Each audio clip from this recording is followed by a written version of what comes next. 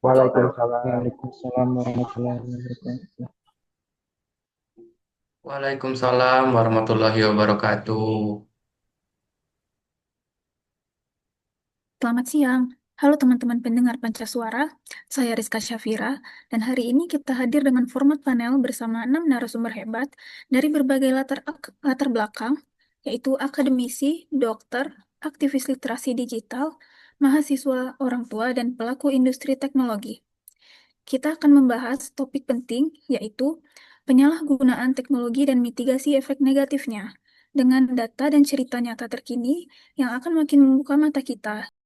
Yuk kita mulai.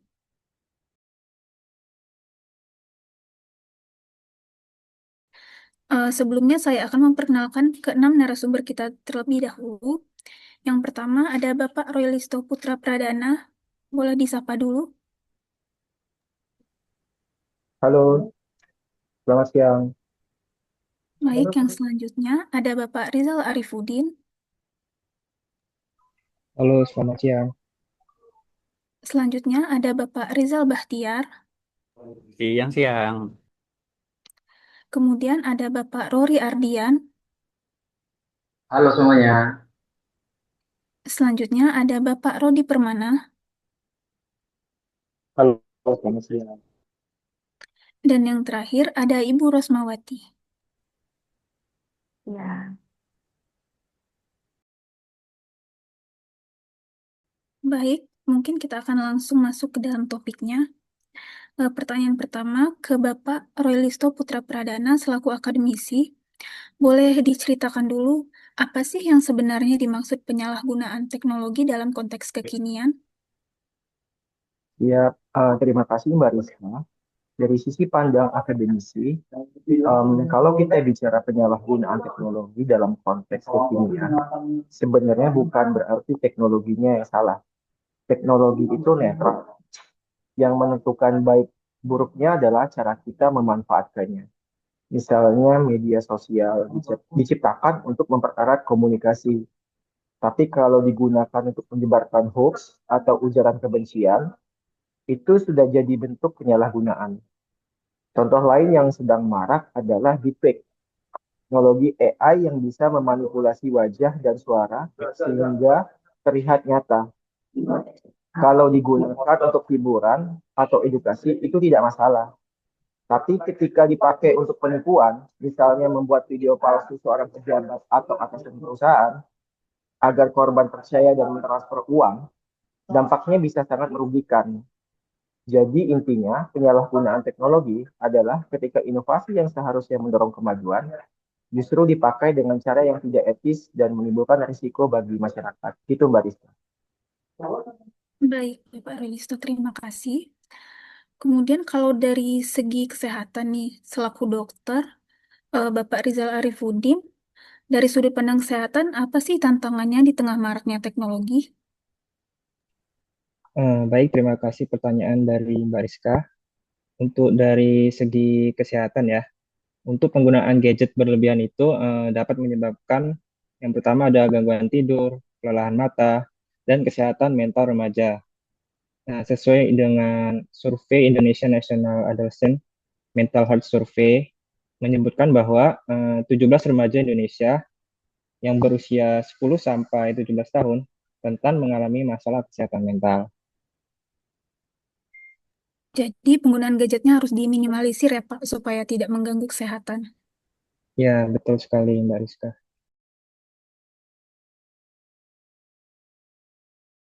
Baik, selanjutnya ada aktivis literasi digital yaitu Bapak Rizal Bahtiar. Boleh bicara soal dampak sosial dan keamanan, dan ada nggak sih contoh kasus nyatanya? Nah, untuk kasus nyatanya sih Mbak, deepfake ini tuh banyak terjadi ya. Contohnya misalkan nih, di Jatim, ada video palsu gubernur menawarkan sepeda motor murah. Ada tuh 100 korban yang tertipu. Terus di Lampung, tersangka AMA, bikin video presiden sama Menteri Keuangan. Nipu masyarakat buat transfer duit. Biaya administrasi katanya. Sampai puluhan juta rupiah tuh ruginya. Terus ada juga tindak lanjut melalui proses hukum tuh. Salah satunya tersangkanya tuh Al Mandela. Nah, video deepfake-nya presiden digunakan untuk penipuan. Dimulainya sidang Mei 2025 tuh. Sumbernya tuh dari detik.com. Terus ada lagi dari sektor keuangan nih. Yang dari November 2024 Februari sampai 2025 tuh kerugian banknya tuh sekitar 700 miliaran tuh gara-gara defect tuh. Jadi defect ini sebenarnya sangat bahaya ya Pak kalau digunakan kalau disalahgunakan. Wah, bahaya banget, Mbak. Kacau, kacau. Kalau dari POV mahasiswa nih, Pak Rory Ardian, bagaimana sih realitas penggunaan teknologi di kalangan teman-teman mahasiswa?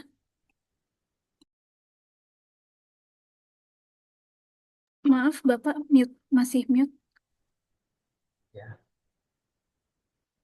Sebenarnya dari kalangan mahasiswa, perkembangan teknologi memberikan banyak manfaat, tetapi jika digunakan secara bijak, dapat menimbulkan berbagai dampak negatif bagi anak muda, seperti satu, kecanduan gadget, yang kedua adalah menurunkan kesehatan fisik, seperti duduk terlalu lama, kurang bergerak, hingga gangguan tidur. Ketiga, dampak psikologis, menimbulkan kecemasan, depresi akibat dari perbandingan diri sendiri dengan orang lain. Yang keempat, menurunnya kemampuan sosial. Kelima, terpapar konten negatif, cyberbullying, penipuan online, dan lain-lain.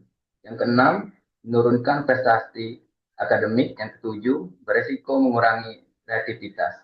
Anak muda menjadi pasif dan kurang melatih daya pikirnya. Jadi teknologi harus dimanfaatkan sebijak mungkin ya Pak, kalau untuk mahasiswa supaya bisa memberi manfaat. Ya, betul sekali Mbak. Kita harus bijak dalam menggunakan teknologi.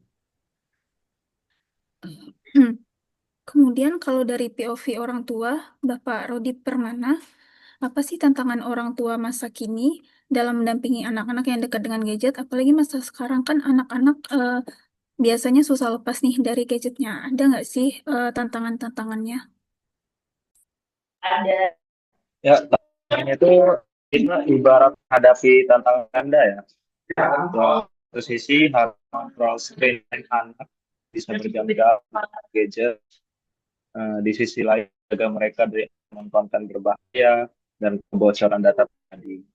Nah, masalah ini kompleks hadir AI yang mampu menciptakan deepfake atau informasi palsu yang sangat meyakinkan.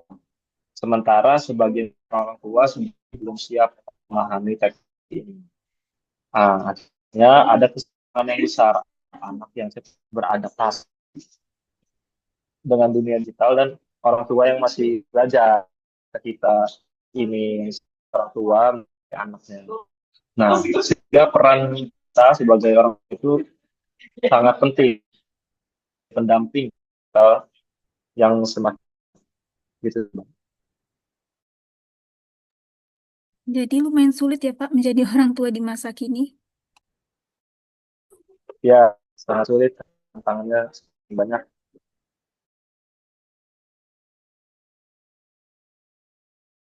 Kemudian selaku pelaku industri teknologi, Ibu Rosmawati, apa sih solusi dari sisi industri untuk bantu masyarakat lebih aman?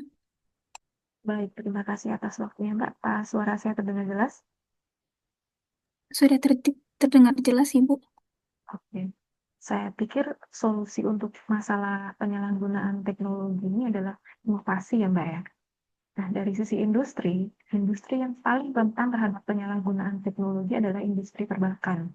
Seperti yang tadi Bapak Rizal katakan bahwa sektor keuangan terdampak sebesar 700 miliar dari periode November 2024 sampai dengan Februari 2025. Ini tentunya angka yang sangat besar ya Mbak ya, dan ini diakibatkan oleh deepfake.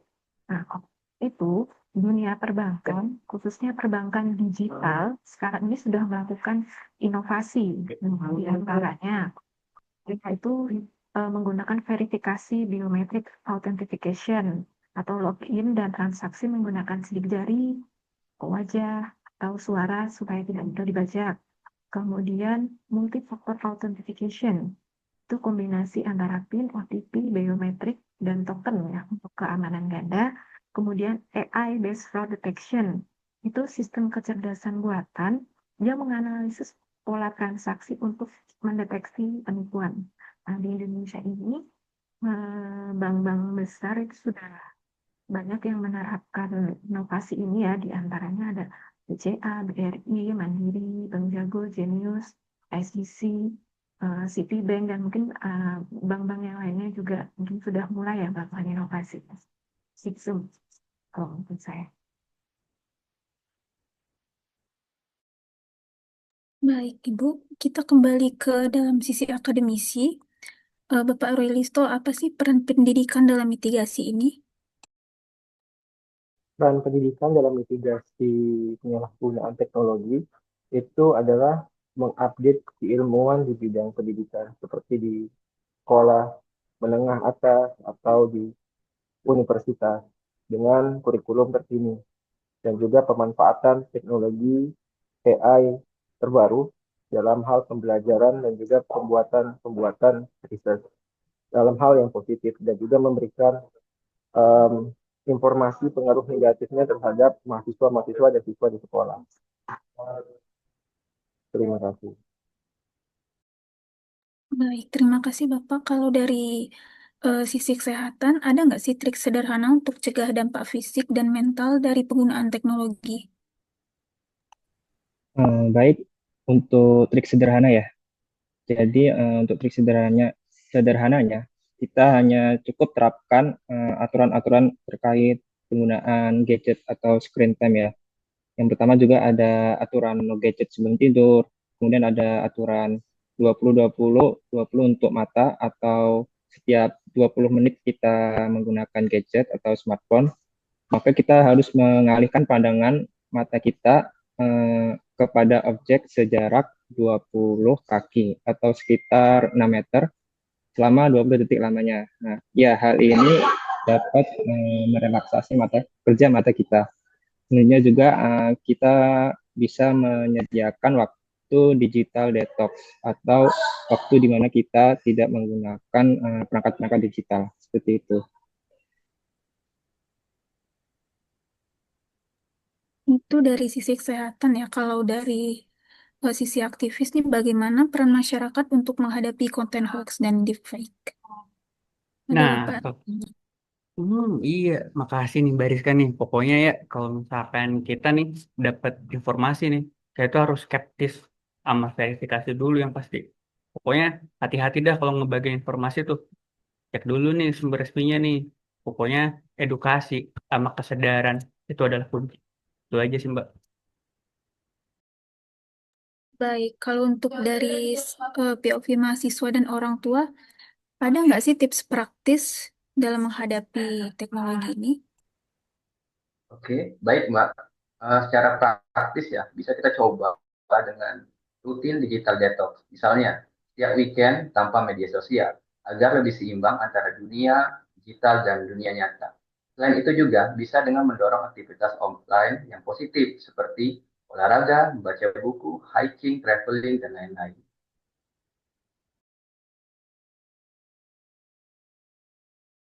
Kalau untuk Bapak Rodi Permana,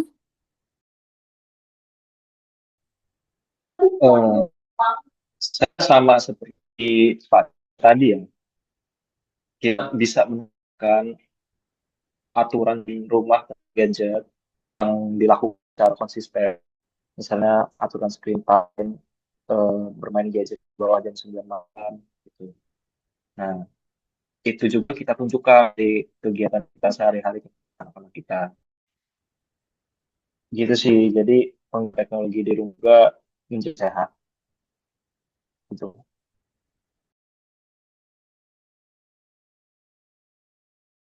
baik.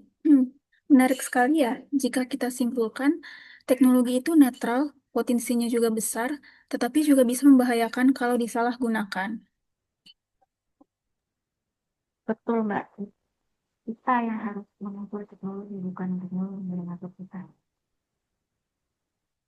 Jadi terima kasih banyak kepada keenam narasumber dan teman-teman pendengar. Diskusi ini harapannya membuka kesadaran kita semua tentang bijak menggunakan teknologi. Share episode ini kalau bermanfaat dan sampai jumpa di episode berikutnya. Stay safe, smart use technology wisely. Wassalamualaikum warahmatullahi wabarakatuh. Waalaikumsalam. Waalaikumsalam warahmatullahi wabarakatuh. Waalaikumsalam warahmatullahi wabarakatuh. Keren, keren, keren, keren. Aku stop share ya. Stop share, stop record. Oke, oke. Ini udah foto yuk. Satu, bentar ya, aba-aba ya. Aba, satu, dua, tiga. Udah? Satu kali lagi? Satu kali lagi ya. Satu, dua, tiga.